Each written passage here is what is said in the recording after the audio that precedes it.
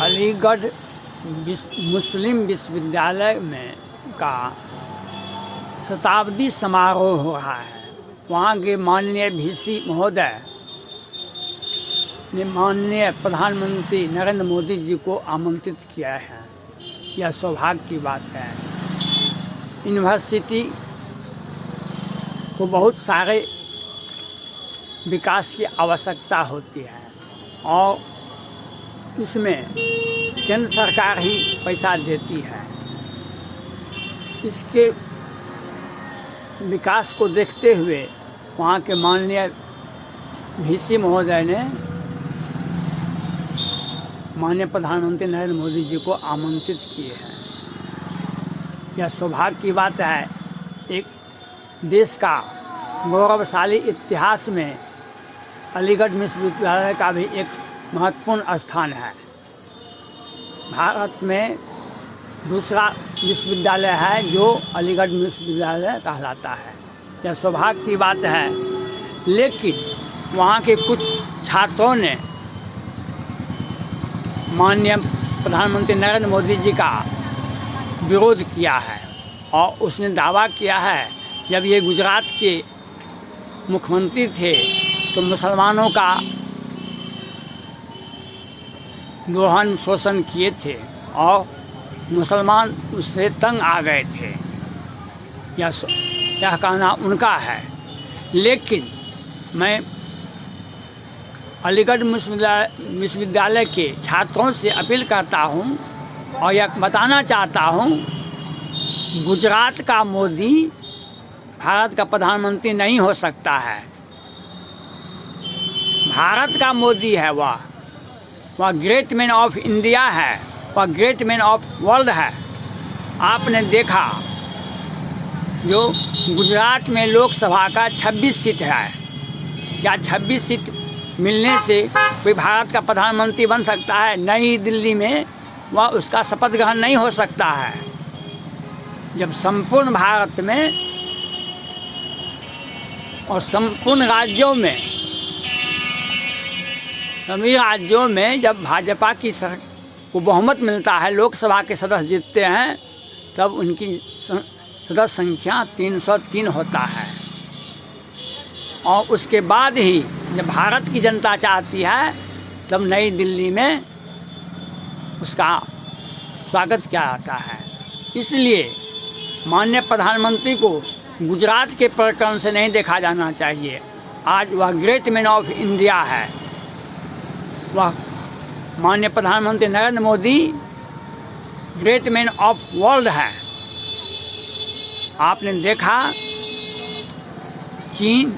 चीनी राष्ट्रपति, चीनी सेना PLI किस तरह से डोकलाम में अतिक्रमण किया।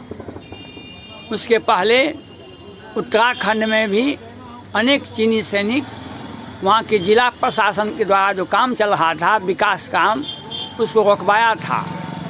लेकिन जब डोकलाम विवाद हुआ, 73 दिनों तक चीन की सेना और भारत की सेना सीमा पर डटी रही। अंत में चीनी सेना को पीछे हटना पड़ा। अभी हाल में लेह लद्दाख और पेंगोंग झील पर यह बात आया और माननीय प्रधानमंत्री नरेंद्र मोदी जी ने चीन के 59F को क्लोज कर दिए, बंद कर दिए, जिससे चीन का आर्थिक स्थिति तहस नहस हो गया। उसका विदेशी मुद्रा बाजार जो है वह गिर गया। आज यह माननीय प्रधानमंत्री नरेंद्र मोदी जी के द्वारा हुआ है। नरेंद्र मोदी जी माननीय प्रधानमंत्री हैं और वह गुजरात के ही नहीं हैं, पूरे भारत के हैं। इसलिए और भारत के America super power of world है। 50 देश मिल करके भी अमेरिका को परास्त नहीं कर सकता है। लेकिन चीनी राष्ट्रपति ने, चीनी PLI ने और चीनी सैनिकों ने कई एक बार अमेरिका को धमकी दे दिया। यह आपने देखा। लेकिन चीन के हठधर्मिता के सामने भारत के माननीय प्रधानमंत्री नरेंद्र मोदी जी ने एक दृढ़ विश्वास दिखाया और चीन की सेना को पीछे होना पड़ा। कितने उसके सैनिक हताहत हो गए, लेकिन आज चीन भारत से युद्ध नहीं लगा है, बल्कि कभी पाकिस्तान के पीछे पीछे लगा रहता है, कभी नेपाल के पीछे और कभी भारत के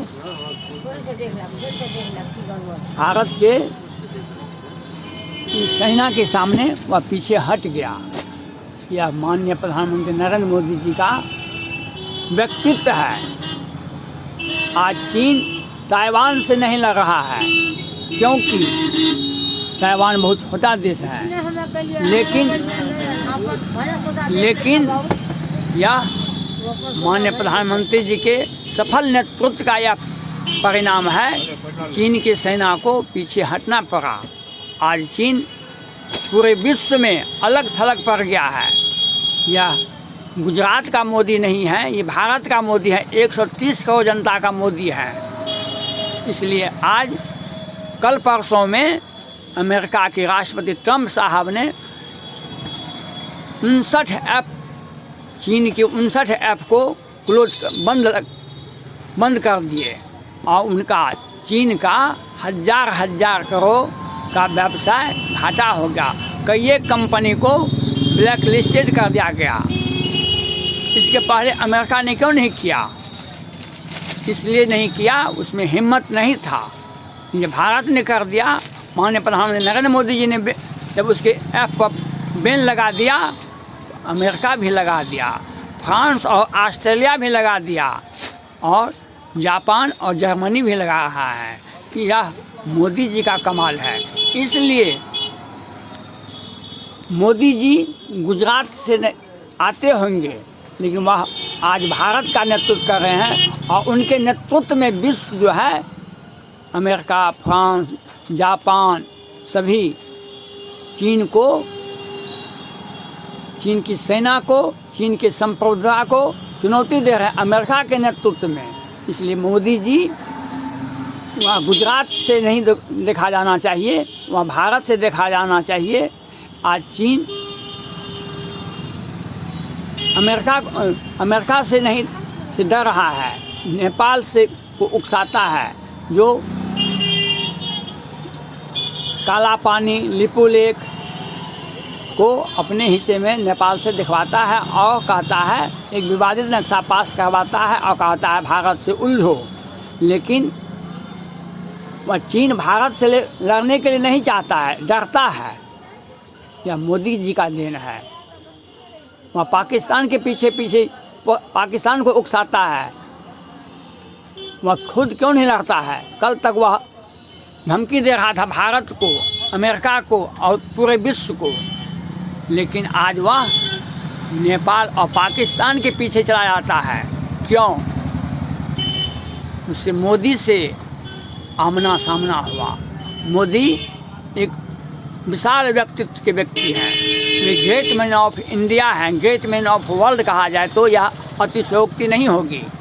इसलिए आज भारत के देखा देखी अमेरिका करता है, फ्रांस करता है, ऑस्ट्रेलिया करता है, जापान करता है। इसलिए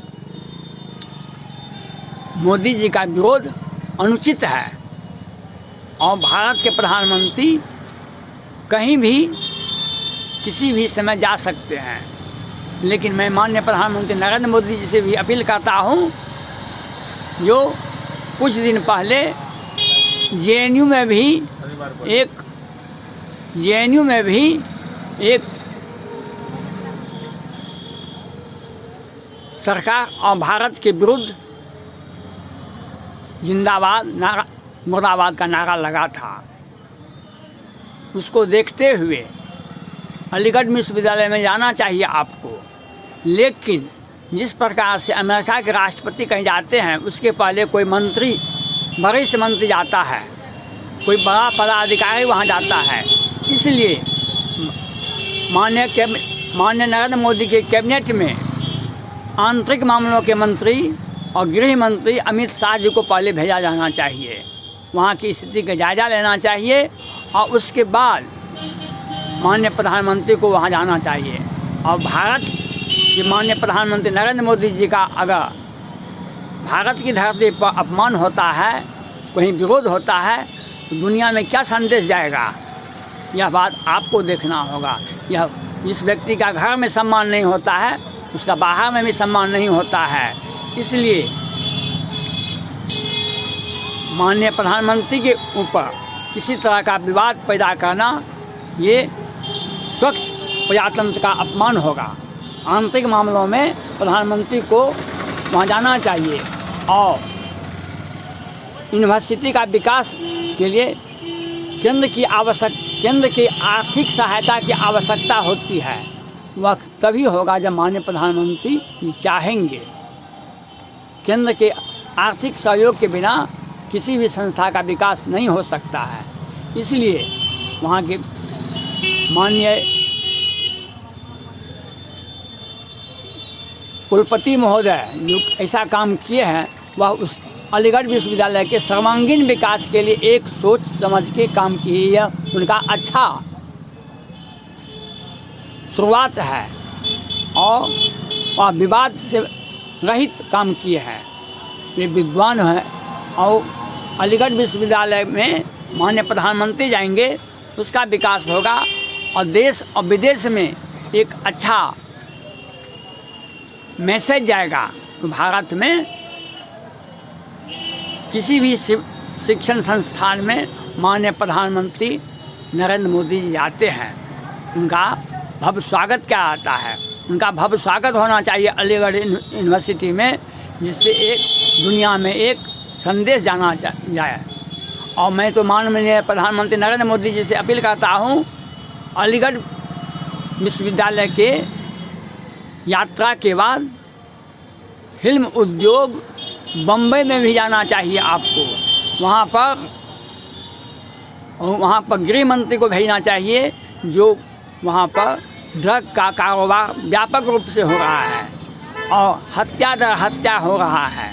कभी दिशा सालियान का होता है, कभी सुशांत सिंह राजपूत का होता है और कितने का। और ड्रग आपने देखा होगा विगत दिनों में राज्यसभा में अमिताभ बच्चन की पत्नी दया बच्चन ने ड्रग माफियाओं को